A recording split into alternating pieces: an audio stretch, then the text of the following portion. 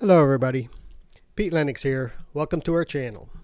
Today I will be reading Chapter 1 of Aleister Crowley's Book 4. For those who don't know much about Crowley, he was a writer, poet, mountain climber.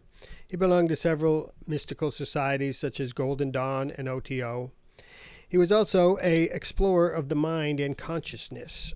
Crowley studied Eastern religions, the Hindus, the Taoists, and the Buddhists, and he used many of their ideas to formulate his own version of magic. If you see the word magic spelled with a CK, you'll know that Crowley's work had some influence on it. Book 4 contains the first two books of Magic and Theory and Practice.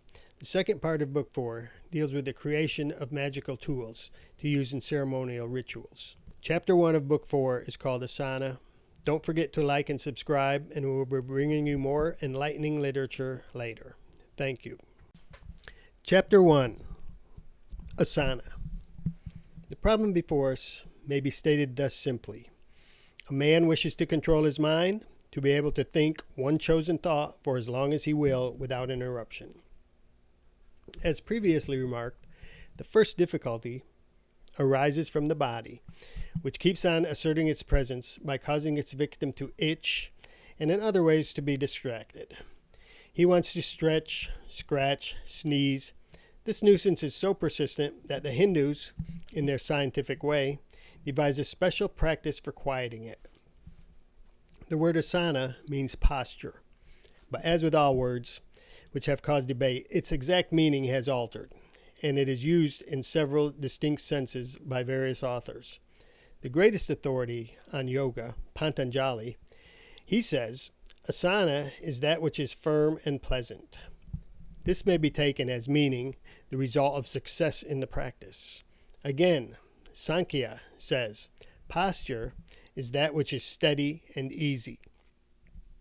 And again, any posture which is steady and easy is an asana. There's no other rule. Any posture will do. In a sense, this is true, because any posture becomes uncomfortable sooner or later. The steadiness and easiness mark a definite attainment, as will be explained later on. Hindu books, such as the Shiva Samhita, give countless postures, many, perhaps most of them, impossible for the average adult European. Others insist that the head, neck, and spine should be kept vertical and straight for reasons connected with the subject of prana, which will be dealt with in its proper place. The positions illustrated in Liber E, Equinox 1 and 7, form the best guide. The extreme of asana is practiced by those yogis who remain in one position without moving, except in the case of absolute necessity during their whole lives. One should not criticize such persons without a thorough knowledge of the subject.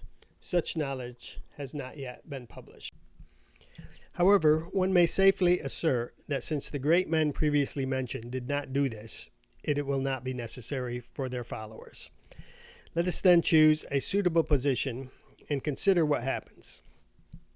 There's a sort of happy medium between rigidity and limpness. The muscles are not to be strained, and yet they are not allowed to be altogether slack. It is difficult to find a good descriptive word. Braced is perhaps the best. A sense of physical alertness is desirable. Think of the tiger about to spring, or of the oarsman waiting for the gun. After a little, there will be cramp and fatigue.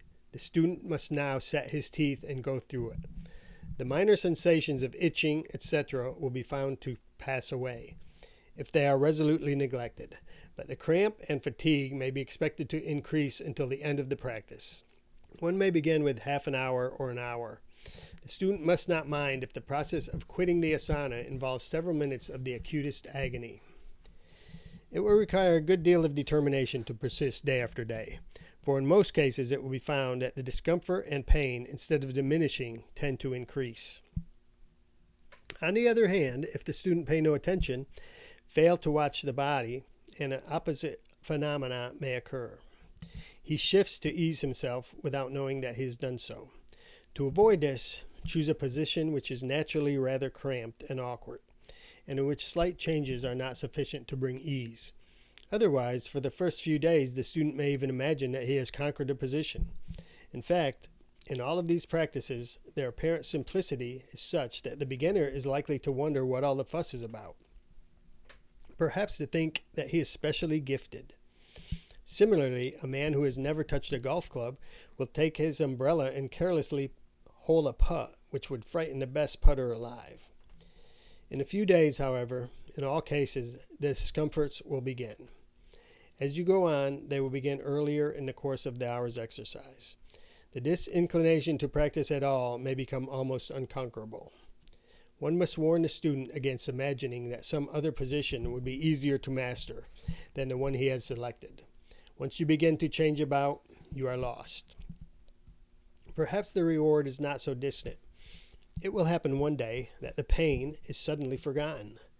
The fact of the presence of the body is forgotten, and one will realize that during the whole of one's life, the body was always on the borderland of consciousness, and that consciousness, a consciousness of pain. And at this moment, one will further realize, with an indescribable feeling of relief, that not only is this position, which has been so painful, the very ideal of physical comfort, but that all other conceivable positions of the body are uncomfortable. This feeling represents success. There will be no further difficulty in the practice. One will get into one's asana with almost the same feeling as that which a tired man gets into a hot bath.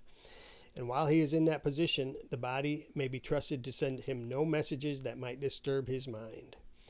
Other results of this practice are described by Hindu authors, but they do not concern us at present. Our first obstacle has been removed, and we can continue with the others. The end of Chapter 1.